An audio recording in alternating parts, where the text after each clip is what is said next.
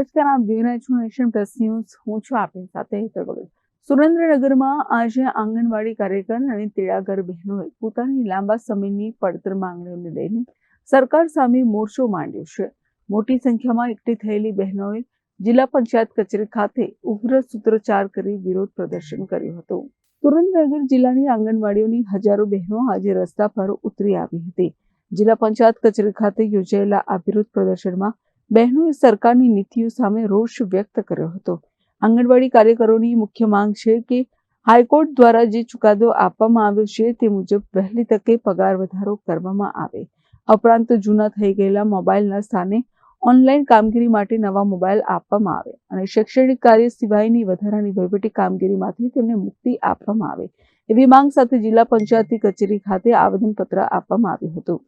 અમે સરકારને જગાડવાનો ઘણા પ્રયત્ન કર્યા કે જો 8મા મહિનામાં હાઈકોર્ટે અમારો ચુકાદો આપી દીધો હોય કે બહેનોને 24,800 અને હેલ્પર બેનને 20,400, તો સરકારને આ પગાર ચૂકવવા માટે ક્યાં તકલીફ પડે છે।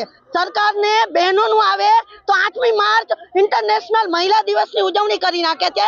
તો સરકાર આ ઇન્ટરનેશનલ મહિલા દિવસ ઉજવણી બંધ કરે અને મહિલાઓને જો સશક્તિકરણ ખરા અર્થમાં કરવું હોય તો બહેનોને આંગણવાડી વર્કર હેલ્પરનો પગાર સત્વરે સરકાર વિધાનસભામાં કન્ટેમ્પ્ટ પાસ કરે અને અમને અમારો પગાર હકનો પગાર અમને ચૂકવે સરકાર, એવી અમે સરકાર પાસે અભ્યર્થના રાખી છે।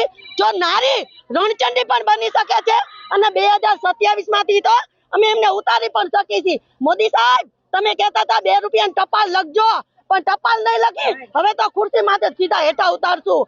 એટલે બહુમતી સરકારની છે તો સરકાર અમારી સામું નથી જોતી, પણ ના, બહેનો તમને નમ્ર વિનંતી કરે છે કે અમારો પગાર હાઈકોર્ટના ચુકાદા મુજબ અમને સત્વરે ચૂકવશો એવી આશા સાથે નમો બુદ્ધાય। આંદોલનકારી બહેનોએ સ્પષ્ટ કર્યું છે કે જ્યાં સુધી તેમની માંગણીઓનો સંતોષકારક ઉકેલ નહીં આવે ત્યાં સુધી તેઓ કામ પર પરત ફરશે નહીં।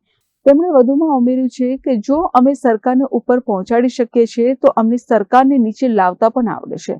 અમે પગાર વધારો મેળવીને જ રહીશું। આવા આક્રમક અંદાજ સાથે આંગણવાડી બહેનોએ આગામી સમયમાં આંદોલનને વધુ ઉગ્ર બનાવવાની પણ ચીમકી આપી છે। અમે અહીંયા આંગણવાડી કર્મચારી સંગઠનના યુનિયન હેઠળ અમે અહીંયા ભેગા થયા છીએ એટલા માટે કે અમારી 5 માર્ચથી અમારી ઓનલાઈન કામગીરીનો બહિષ્કાર હતો। સતત અમે 14 દિવસ સુધી ઓનલાઈન કામ નથી કર્યું, છતાં પણ સરકારની આંખો નથી ખુલી। એટલે અમારા યુનિયન દ્વારા કહેવાયેલું એટલે અમે ઓફલાઈન કામગીરી એટલે કે તારીખ 18, 19 અને 20 માર્ચથી અમે કામગીરી ઓફલાઈન એટલે આંગણવાડીમાં સદંતર તાળા લગાડી દેવામાં આવ્યા છે। આજે એનો 3જો દિવસ છે કે આંગણવાડીમાં અમે તાળા લગાવેલા છે। અમને બાળકોની પહેલા ચિંતા હતી, એટલે અમે બાળકોને પોષણ શિક્ષણ ના મળે, વંચિત રહે, એના માટે અમે પહેલા ઓનલાઈન કામગીરી જ બંધ કરી હતી, છતાં પણ સરકારે આંખ આડે કાન કરી દીધા છે અને સરકારને આજ સુધી અમે નમ્ર વિનંતી અને નમ્ર આવેદન આપ્યા છે, પણ હવે અમે નમ્ર વિનંતી કે નમ્ર આવેદન કરવામાં નથી। અત્યારે બધી જ બહેનો ઉગ્ર આંદોલનમાં જ ઉતરી પડી છે અને સરકારને એમ હોય ને કે અમે આંગણવાડી બહેનોને આટલો 10,000 પગાર આપી દઈએ છીએ તો સરકાર મોટી મોટી નારી સશક્તિકરણની વાતો કરે છે, વિકાસની વાતો કરે છે, તો છે 14મા ક્રમે કે જે આંગણવાડી કાર્યકરોને પગાર ચૂકવે છે। બીજી બધી રાજ્યમાં જોઈએ તો 22,000, 24,000, 18,000 એટલા પગાર ચૂકવે છે।